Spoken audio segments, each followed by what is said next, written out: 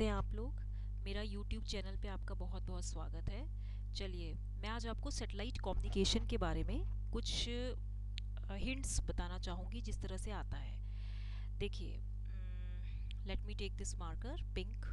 देखिए, satellite communication जो होता है it exists because earth is a sphere. Satellite communication जो होता है एग्जिस्ट्स, और इसकी एग्जिस्टेंस क्यों है?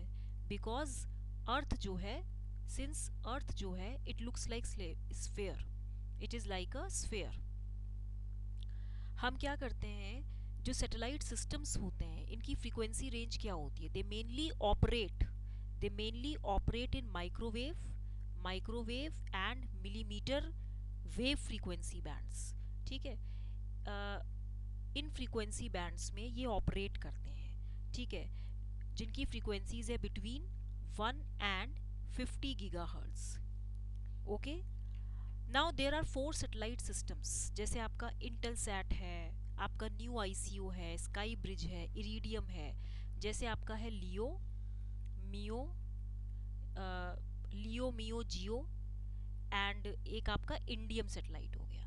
ठीक है, यह अभी मैं इसके बारे में इतना ज़्यादा मैं बताना नहीं चाहूँगी क्योंकि ये इतना नहीं पूछा जाता कि ऑर्बिट हाइट, ऑर्बिट वेलोसिटी या ऑर्बिटल पीरियड क्या होता है। मैं आपको मेन पॉइंट्स बता रही हूँ कि यहाँ हम क्या यूज़ करते हैं। एक सैटेलाइट कम्युनिकेशन में क्या होता है कि अर्थ से हम signal, we just send the signal from the earth to the satellite. तो यहाँ पे हम रिपीटर्स लगाते हैं।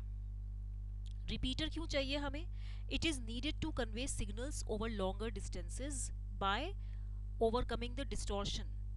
उसको रिपीटर मेनली क्या होता है? It is simply a receiver linked to a transmitter. Mainly एक रिसीवर है जो ट्रांसमीटर के साथ इसकी कनेक्शन होती है। अभी हम इसके मेन पॉइंट्स पढ़ लेते हैं। ठीक है, अब आप देखिए, मान लीजिए टाइम पीरियड जो है सैटेलाइट, जो टाइम पीरियड जनरली जो क्वेश्चन आता है, time period of satellite period, इसके ऊपर बेस्ड न्यूमेरिकल्स आते हैं। Satellite orbit, you know, earth revolves around the sun and the satellite revolves around the, कहाँ पे रिवॉल्व करता है? अर्थ पे, है ना। तो time period of satellite orbit जो होता है it is given by t is equal to 2 πr to the power 3/2 by mu to the power half. इसको आप अंडरलाइन कर लीजिए, ये बहुत इंपॉर्टेंट फॉर्मूला है। इसके ऊपर बेस्ड न्यूमेरिकल आते हैं। यहाँ पे देखिए r क्या है? r is the distance of, this is distance of satellites orbit from centre of earth, from centre of earth. ये अर्थ है, इस अर्थ के सेंटर से जो सैटेलाइट के ऑर्बिट की दूरी होगी that is the r। Mu क्या होता है? म्यू इज अ कांस्टेंट, ये एक कांस्टेंट है which is product of gravitational constant g and mass of earth me। ये क्या है? आपका gravitational constant है, and this is me is the mass of earth, ये mass of earth है। अब इसमें आप एक चीज़ और देखेंगे कि जैसे जो केपलर्स थर्ड लॉ है, ठीक है, Kepler's third law gives the relation between orbital period and semi major axis of elliptical path. जो केपलर्स थर्ड लॉ है इसमें आप देखिए t² is equal to 4 π² a cube by mu, यानी कि ये क्या रिलेशन बता रहा है? Between the orbital period and semi major axis of elliptical path. Kepler's third law, orbital period और सेमी मेजर एक्सिस जो होता है, जो इलिप्स होता है ना, उसका जो सेमी मेजर एक्सिस होता है उसके बीच के ऑर्बिटल पीरियड और ए के बीच के रिलेशन को शो करता है। तो ए क्या है? A is the semi major axis. Okay, ये जो आपका, इसको आप अंडरलाइन कर लें, ये फॉर्मूला भी इंपॉर्टेंट है। इसको बस आपने स्क्वायर किया है अब अभी इक्वेशन का। तो जो ए है it is what? Semi major axis of ellipse, and इसको हमने किससे रिप्लेस किया है? By are.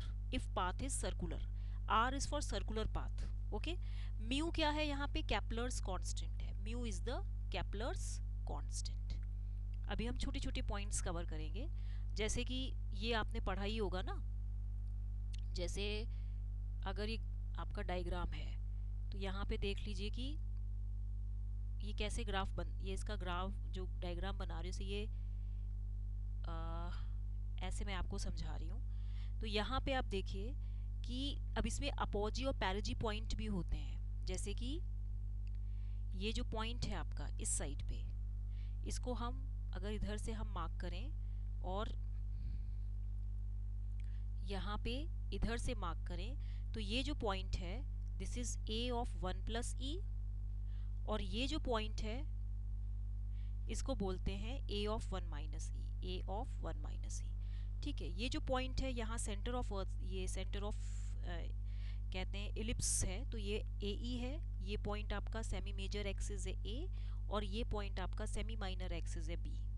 ठीक है, तो इस पॉइंट को हम क्या बोलेंगे, पेरिजी, और इस पॉइंट को हम क्या बोलेंगे, अपोजी। ओके, तो semi major and minor axis lengths जो होते हैं they are given by a is equal to p by 1 minus e square. Note down the formula. p क्या होता है आपका, semilatus rectum, this is semilatus rectum of ellipse. ठीक है, and e क्या होता है, it is the eccentricity of ellipse. तो यहाँ पे जो b है this is equal to a by under root of 1 minus e square. e क्या है, इसेंट्रिसिटी। ठीक है, तो ये कुछ पॉइंट्स थे, अभी हम अभी और डिस्कस करेंगे। पहले तो आप ये छोटे मोटे पॉइंट्स देख लीजिए। अब आप इसमें देखिए थोड़ा सा, जैसे जियो स्टेशनरी, जो जियो सिंक्रोनस सैटेलाइट्स के बारे में बहुत पूछा जाता है, geo stationary and geo synchronous satellites. Okay, अब आप इसमें देखिए जो ये जियो स्टेशनरी सैटेलाइट, स्टेशनरी मतलब व्हाट, कांस्टेंट है। तो geo stationary satellite is in a orbit whose period is same as that of the earth rotation period. एक क्वेश्चन भी आया है कि जियो स्टेशनरी सैटेलाइट्स क्या होते हैं, whose period that means T is same as that of the earth's rotation period. यहाँ पे लिख लीजिए geo stationery.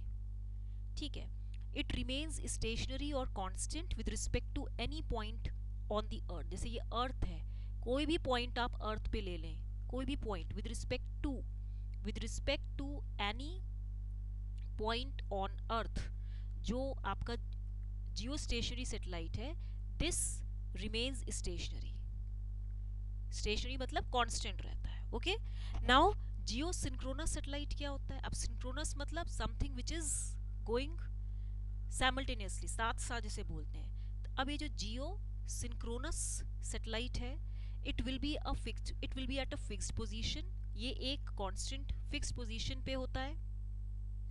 It is at a fixed position with respect to a point on the earth, with respect to at a point on earth, at the same time every day, at the same time, note down the definition, at the same time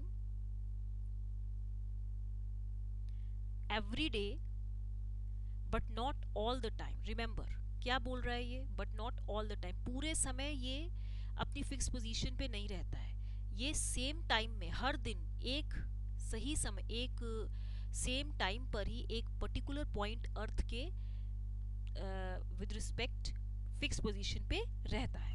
now Jio stationary satellite का circular orbit होता है, आप ये भी देख लीजिए। जैसे जो जियो स्टेशनरी सैटेलाइट है, फर्स्ट पॉइंट तो ये था, सेकंड पॉइंट क्या है कि इसका सर्कुलर ऑर्बिट होता है, it has a circular orbit. अभी हम किसकी बात कर रहे हैं, जियो स्टेशनरी की बात कर रहे हैं। ठीक है, जब सर्कुलर ऑर्बिट होता है तो उसमें इसेंट्रिसिटी 0 होती है and has zero inclination with respect to equator, and has zero inclination मतलब झुकाव, zero inclination with respect to equator. ठीक है, और जियो सिंक्रोनस सैटेलाइट जो होता है, it has inclination with respect to equator. Geo synchronous satellite में क्या होता है कि जियो सिंक्रोनस सैटेलाइट में इट हैज एन इंक्लिनेशन, इसका इंक्लिनेशन होता है, it has an inclination with respect to equator, with respect to equator, and also its orbit is not circular, and its orbit, इसका orbit circular नहीं होता, its orbit is not circular.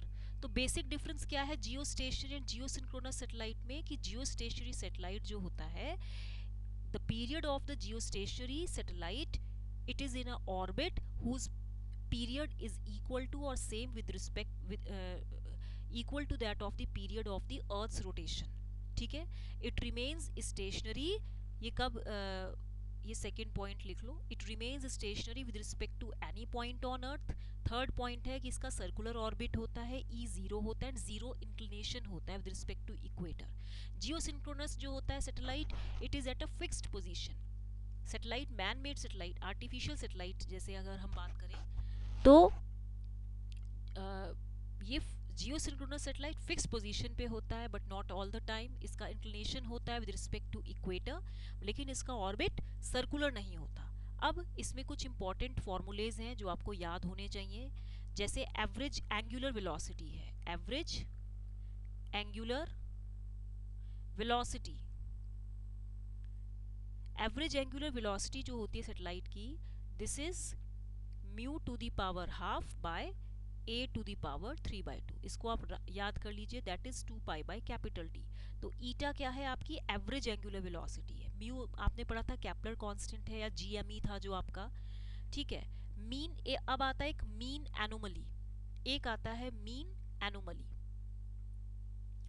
Mean anomaly में क्या होता है कि इसको हम एम से डिनोट करते हैं. It is the arc length in radiance, it is the arc length in radians that the satellite would have traversed. आप definition note कर लीजिए, that the satellite would have traversed or traveled, इसको बोलते हैं would have traversed since the perigee passage if it were moving on the circumscribed circle at the mean angular velocity. आप इसको देखिए, मैं इसको लिख देती हूँ डेफिनेशन, क्योंकि डेफिनेशन के ऊपर भी मार्क्स मिलते हैं. Since the perigee passage, since the perigee passage if it were moving, if it were moving on the circumscribed circle at the mean angular velocity. Eta क्या है, mean angular velocity at the, this is your mean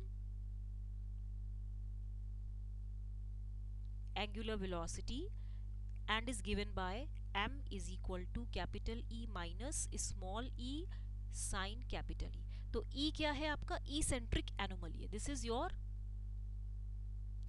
E centric anomaly है.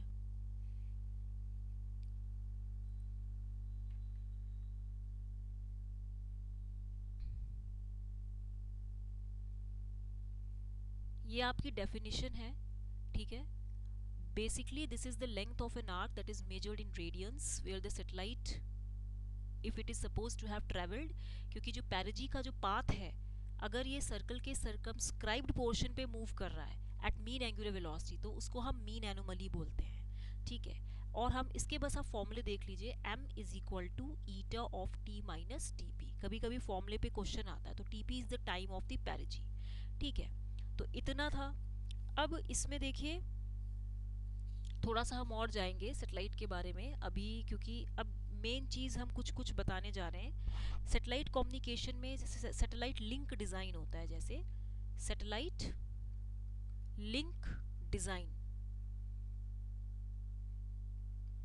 इसमें जो major bands हम use करते हैं satellite communication के लिए, वो होता है 6/4 गीगाहर्ट्ज़, 14/11 गीगाहर्ट्ज़ एंड 30/20 गीगाहर्ट्ज़. आपने पढ़ा होगा ना, LSCXQ के का.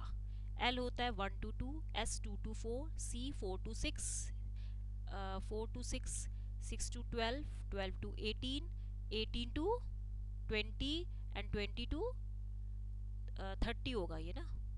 हाँ, ये गीगाहर्ट्ज में है, these all are in gigahertz. ठीक है, तो uplink frequency is first written, पहले हम ये सारी जो ऊपर में आप देख रहे हैं 6, 14, 30, ये सारी क्या है आपकी अपलिंक फ्रीक्वेंसी है। These all are your uplink frequency. जब हम फ्रीक्वेंसी इंक्रीज करते हैं, एज द फ्रीक्वेंसी इंक्रीजेस, तो क्या होता है एटमॉस्फेयर में जो एटीन्यूएशन होता है, alpha, if alpha is the attenuation increases in atmosphere. ठीक है, अब आप इसमें देखिए attenuation is what, the loss of the signal strength through free space, जहां पे सिग्नल की क्वालिटी, सिग्नल की इंफॉर्मेशन लॉस हो रही है, एटीन्यूएशन हो गया।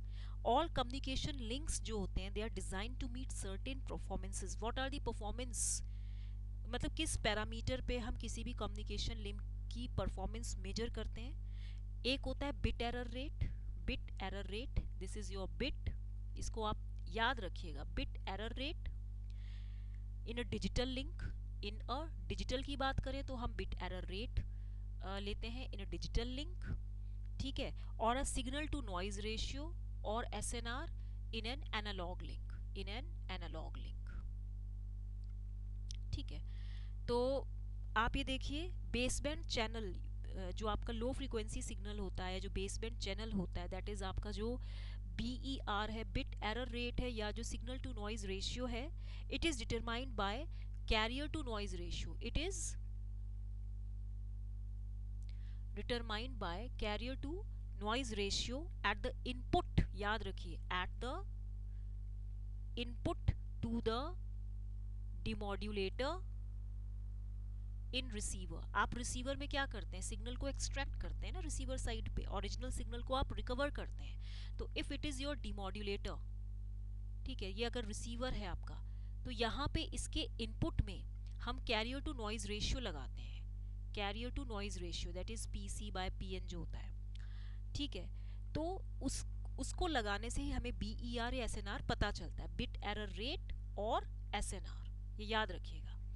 मोस्ट सैटेलाइट कम्युनिकेशंस में क्या होता है, जो CNR रेशियो होता है एट द डिमोड्यूलेटर इनपुट, जो आपका CNR रेशियो है at demodulator input, it is greater than 6 dB। याद रखिएगा, very important line. Overall CNR जो होता है, जो आपका ओवरऑल CNR है at the earth station receiver, ES means earth station, E for earth, S for station, CNR at earth station receiver जो होता है, it depends on both uplink and downlink, दोनों पे ये डिपेंड करता है। तो इफ अ ट्रांसमिटिंग सोर्स है, जैसे मान लीजिए, ये फॉर्मूला मैं आपको वैसे कई बार बता चुकी हूँ न्यूमेरिकल्स जब कराती थी, कि इफ अ ट्रांसमिटिंग सोर्स है, मान लीजिए there is a transmitter, it is a source of transmitter in free space में है, radiating a total power PT watts, जो कि total power PT watts radiate कर रहा है uniformly in all directions. And GT क्या है, it is the gain of antenna, GT is the gain of antenna. Then PTGT क्या होगा, product of transmitted power and the transmitter gain, it is called as EIRP, very important relation. EIRP क्या होता है, effective isotropically radiated power, effective isotropically radiated power. मैं बार बार अब नहीं बताऊंगी, तो ये आपको समझ में आना चाहिए। EIRP हम देखते हैं जनरली ट्रांसमीटर साइड पे, PTGT। ठीक है, तो नाउ अब जो आपका रिसीव्ड पावर होगा, जो आपका रिसीव्ड पावर होगा by an antenna at a distance R from transmitter, मान लीजिए एट अ डिस्टेंस R जो है फ्रॉम ट्रांसमीटर, जिसका गेन GT है, वो रिसीवर पावर अब कैसे निकालेंगे, PR is equal to PTGT/GR by, हम कहते हैं ना 4πR बाय लैम्डा का होल स्क्वायर, यही कहते हैं ना। तो ये जो PR है आपका, this is your PR, this PR is what, PTGT, product of PTGT, that is EIRP। GR is the receiving antenna gain, ये आपका रिसीविंग एंटीना गेन हो गया। और जो ये 4πR बाई लेमडा का whole square, this is your PL, that means this is your path loss. तो ये क्या है आपका, पाथ लॉस है। दिस इज इन वॉट्स, ठीक है। अगर मुझे इसको डीबी में निकालना होगा तो डीबी में हम कैसे निकालेंगे, P P R in dB, this is equal to what, E I R P in dB, plus हम इसको कैसे लिख सकते हैं, G R in dB and minus L P is path loss. Very important line, ये याद रखिएगा, ये डीबी में है, L P is what, path loss, ठीक है। इसको हमने किस में निकाला है, डीबी में, ठीक है। अब ये जो एल पी है आपका, इसको जब हम डीबी में निकालेंगे, एल क्या था आपका, 4 पाई आर बाई लेमडा का होल स्क्वायर, तो पाथ लॉस डीबी में क्या हो जाएगा, इसका 20 लॉग लेते हैं, 20 log base 10 4 pi R by lambda. Basically मैं मैथमेटिकल एक्सप्रेशंस करा रही हूँ जो एग्जामिनेशन पॉइंट ऑफ व्यू से बहुत इंपॉर्टेंट है। तो किसी भी तो जब भी हम रिसीवर पावर निकालते हैं, रिसीव्ड पावर निकालते हैं, जब भी whenever we are going to calculate the received power, it is given as P received, that is P R in dB, this is equal to E I R P in dB plus G R in dB minus L P in dB, और ये सारे losses attach हो जाते हैं इसमें, जैसे कि L A, loss हमेशा माइनस होता है, गेन हमेशा प्लस होता है, रिमेंबर। तो एल ए इन डीबी हो गया, माइनस एल टी ए, ये डीबी हो गया, and minus L R A in dB हो गया। अब यहाँ पे एल ए क्या है, L A is what, it is the loss of loss in dB in atmosphere, ये एटमॉस्फेयर का लॉस है। एल टी ए क्या है, loss associated with transmitter, loss associated with transmitter in dB. L R A क्या है, loss associated with receiver in dB. तो याद रखिए कि लॉस हमेशा माइनस होता है एंड गेन हमेशा प्लस होता है, ठीक है। तो इसको आप अंडरलाइन कर लीजिए, क्योंकि ये क्वेश्चन हमेशा आता है, कई बार मैं भी नहीं सॉल्व कर पाई थी, ठीक है, जैसे डीआरडी वगैरह में जब आता था, ठीक है। तो ये इस तरीके से होता है, ठीक है। अब नेक्स्ट क्लास में हम कुछ और पढ़ेंगे, तो टिल देन जो भी पढ़ाया एक बार इसको आप नोट कर लीजिए। बाकी कोई प्रॉब्लम हो तो बताइए, मैं इसको शुरू से, अभी तो मैं बेसिक मतलब इन द सेंस मेरा मैथमेटिकल एक्सप्रेशंस करा रही हूँ, बाकी थ्योरी अभी मैंने इतना ज़्यादा नहीं करा रही हूँ, मैं थ्योरी भी कराऊंगी, लेकिन अभी थोड़ा थोड़ा मैं बेसिक बता देती हूँ, जो कैलकुलेशंस या एक्सप्रेशंस जो एग्जाम में रह जाते हैं ना, उनकी वजह से, ठीक है। टिल देन इसको लाइक शेयर एंड सब्सक्राइब करना मत भूलेगा। Till then thank you.